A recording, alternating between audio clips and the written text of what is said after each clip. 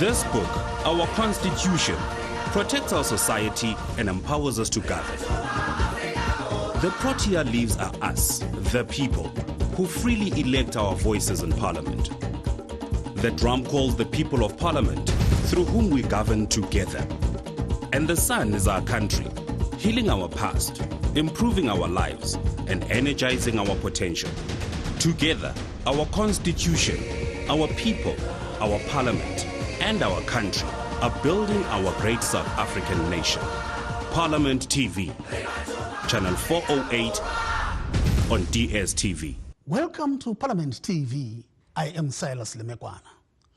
This week in Parliament, budget votes of government department and state entities will take center stage on the agenda of both houses of Parliament this week, alongside consideration of legislation and questions to members of the executive. The National Assembly is scheduled to hold hybrid mini plenaries this week, dealing with 14 budget votes, while the National Council of Provinces is scheduled to hold policy debates on 4 budget votes at its plenary sittings this week.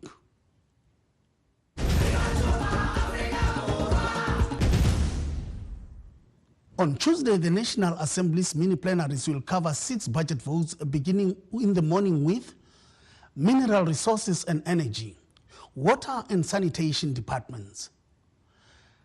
In the afternoon, the plenaries will continue with the budget votes of public service and administration, government communications, small business development, as well as the National Treasury.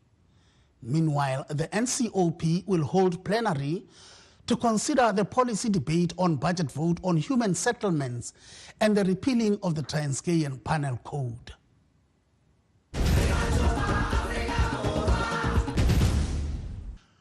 On Wednesday, the National Assembly's mini plenaries will proceed with budget vote 40, transport, vote 30, communication and digital technologies, and vote 5, home affairs, while NCOP will hold plenary at 2 p.m. where the ministers of the Economic Cluster 4 will respond to questions for oral reply.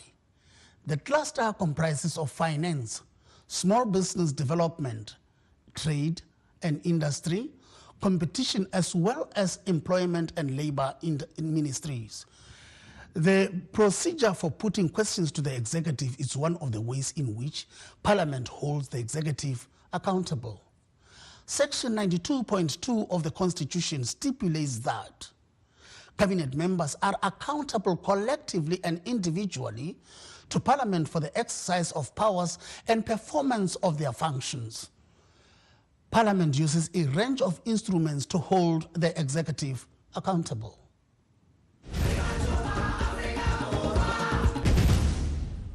On Thursday at 8:30, the 2 houses of Parliament will convene their program committee meetings to plan for the business of Parliament.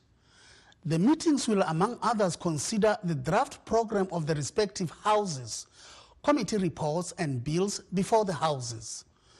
The NCOP consider vote 34, mineral resources and energy, vote 11, public service and administration, vote 7, National School of Governance, and vote 12, Public Service Commission.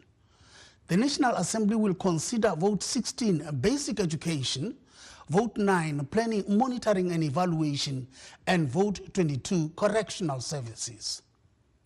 The National Assembly's mini plenaries will conclude the week on Friday morning at 10 o'clock with policy debates on budget votes on forestry, fisheries and environmental, and National Treasury state security.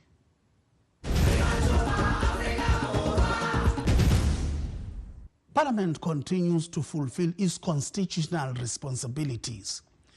Much of Parliament's lawmaking and oversight work, which includes public access and involvement, is carried on its committees. There are 32 committee meetings scheduled for this week from Tuesday to Friday.